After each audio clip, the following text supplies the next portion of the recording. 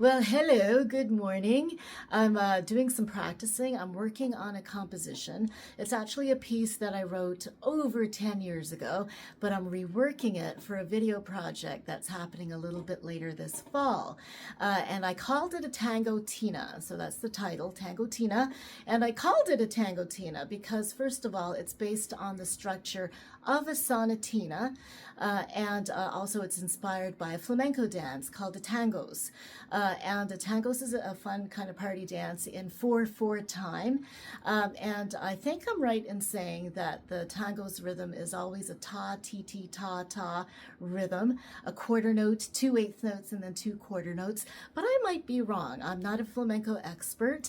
So any flamencos out there who want to refute that information, please just comment below and let me know. But my understanding is that they follow that rhythm. And a sonatina is just a miniature sonata. And a sonata comes in usually 3 or 4 movements, sometimes even 2. But in my case, my tangotina is just a 1 movement work. And it's based on the structure of the first movement of a sonata or sonatina. And so the first movement of a sonata or sonatina follows sonata form, which is made up of 3 sections. We have the exposition, we have the development, and then we have the recapitulation, or we can just call it the recap. Now, the exposition is made up of 2 themes, 2 contrasting themes. The first theme is in the tonic key. So in my case, my tangotina is in C minor, so the first theme is in C minor.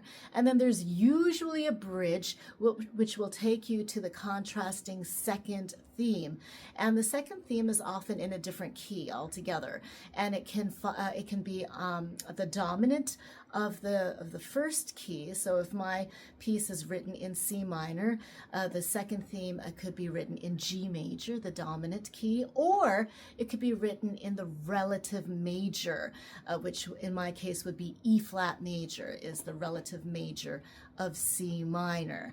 Now, in my tangotina, I actually decided not to switch keys. So I have my first theme, in C minor. There is a bridge, but the second theme, I feel it's contrasting enough. I didn't have to switch keys, so I've kept it in C minor. So I guess this video is more or less for my students out there who are learning how to play sonatinas. It's important that we understand how to analyze our music so that we can understand it better, or to my composition students who are interested in writing their own sonatinas. So I'll play through the first section, the exposition of my tangotina, and explain what's happening. So first we're going to start with the introduction to the first theme, and we're in C minor. Ta, ti, ti, ta, ta, ta, ti, ti, ta, ta.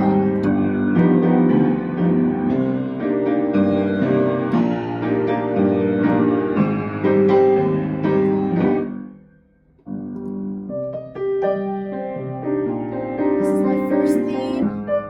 Sorry.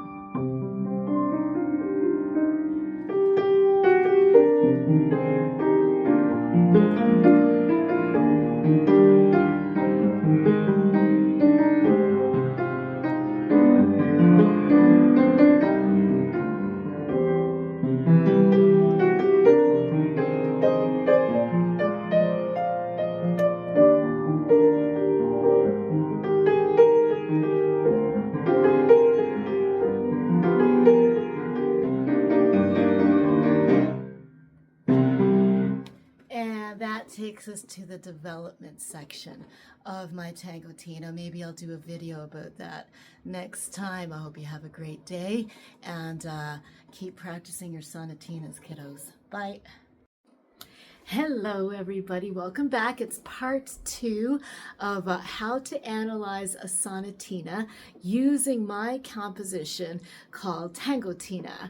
As I explained last week, I called my piece a Tangotina because it's based on the structure of a sonatina and also based on a rhythm from a flamenco dance called the tangos, which is in 4/4, and we hear the rhythm 1, 2, and 3, 4 throughout the dance. So a quarter note, 2 eighth notes, and 2 quarter notes. So last week I explained the exposition. So the exposition is the first part of the first movement of a sonatina, and the exposition is made up of 2 contrasting themes. And now we're at the development. So basically what the development does is it takes ideas from the exposition and expands on them. It's supposed to sound sort of improvisatory. So I'll play the development of my Tangotina, and you're going to hear me just kind of fool around with that tangos rhythm I just explained to you. So there's a little bit of an introduction in my development, and that leads to a speed up. We're going to have an accelerando, and the variations of my tangos rhythms will be at a faster tempo than in the opening of my exposition. So here's the beginning of my development.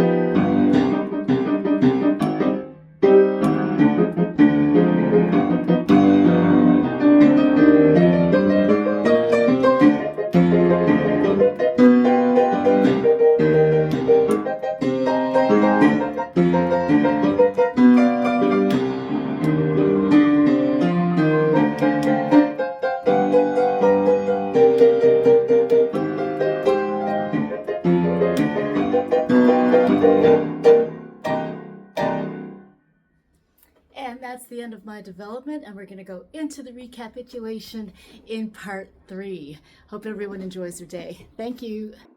Hello, welcome to part 3 of how to analyze a sonatina, and we're using my composition Tangotina as an example. So in part 1 I explained why I named my piece a Tangotina, and it's because it's based on the structure of the first movement of a sonatina, and it's also inspired by a flamenco dance called the tangos, which is in 4/4 time, and it follows the rhythm 1, 2, and 3, 4. 1, 2, and 3, 4.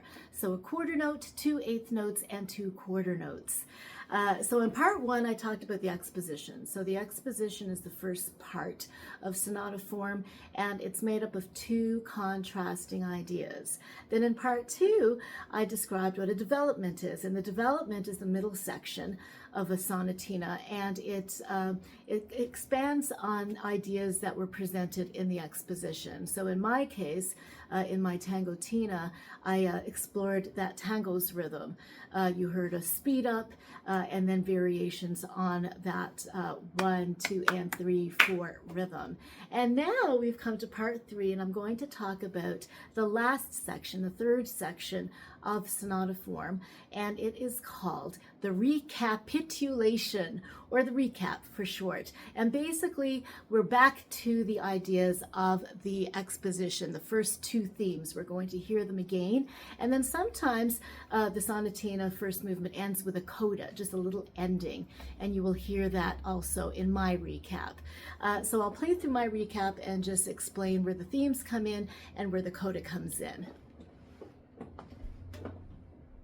Here is the first theme of my recap, which is also the first theme of the exposition, except now it's at a faster tempo because of that speed up back in the development section.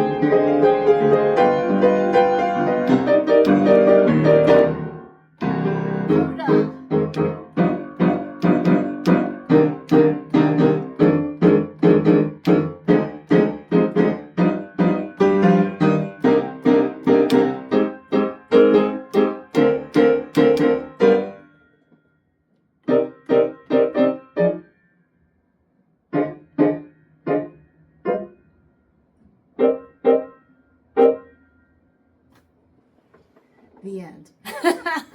So I hope you enjoyed that analysis of a sonatina, and I hope you have a great day. Thank you. Bye.